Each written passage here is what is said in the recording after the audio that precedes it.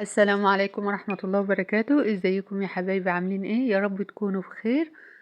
النهاردة يا حبايبي هنعمل الفول المدمس، هنعمله بطريقة سهلة جدا وبسيطة، مش هياخد معانا اي وقت ولا اي مجهود، ويطلع معاكي نتيجة جميلة جدا. فول مستوي الحباية بحبايتها زي الزبدة. شايفين لون المية بتاعت الفول؟ لونها فاتح وجميل جدا، مفيش اضافات كتير. زي ما انتوا شايفين الفول انا نقعاه، طبعا نقعاه من بالليل وهشتغل فيه الصبح.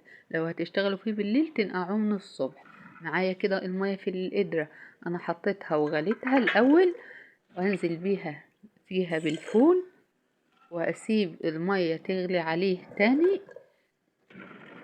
شايفين يا حبايبي؟ وقلنا لو هنشتغل فيه بالليل نبله من الصبح، اما يبقى منقوع كده بيستوي بيكون جميل وتكون ميته فاتحة معانا. هنزل بقى بليمونة مقطعاها كده 4 تربع، وهجيب حاجة بقى احط فيها مية، سلطانية كده، سلستين، حلة صغيرة، كنكة، اي حاجة نغطي بيها الوش تكتم لنا البخار عشان الفول يستوي. وفي نفس الوقت المية اللي في الاناء اللي معانا دي لما تسخن، لو احتاجنا مية هنزود بيها. تمام، انا ما احتجتش ميه. الفول استوى بميته، طبعا النار بنوطيها شمعة، نوطيها خالص على الاخر وبيبقى على العين الصغيرة.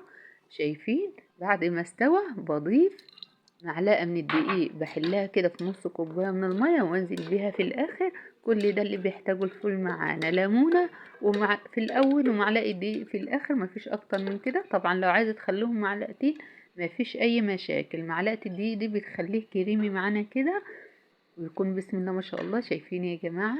حاجة كده عاملاها ببيتك، حاجة نظيفة، حاجة مضمونة، بسم الله ما شاء الله. وطبعا موفرة جدا جدا، وفي الغلاء اللي احنا فيه ده وفي كل وقت والله موفر يا جماعة جدا لما بتسووه في بيتكم. وبسم الله ما شاء الله تسويته ما بتحتاجش مجهود ولا بتحتاج حاجة تكلفة، ويطلع معاك النتيجة الجميلة دي. شايفين الحباية بحبايتها يا جماعة زي الزبدة؟ بسم الله ما شاء الله. شايفين؟ مستوي جدا، تمسكيها كده تتهري على طول، حاجة حلوة خالص. حتى المية لونها فاتح وجميل جدا، وما احتاجناش نزوده اي حاجة. في طرق تانية كتير للتسوية، انا جبت لكم ابسط طريقة وبتطلع نتيجة جميلة جدا. شايفين يا حبايبي؟ بيندهج بسرعة على الزيت، مستوي جدا بسم الله ما شاء الله، من دون اي اضافات. وميته بس ان انتوا توطوا عليه النار يستوي براحته ويطلع بالشكل ده ويكون منقوع الاول، هيطلع معانا النتيجة الجميلة دي. والله يا جماعة ما هو محتاج لا نحط طحينة ولا نحط اي حاجة. شايفين اللون بيفتح معانا بالاكتر الزيت.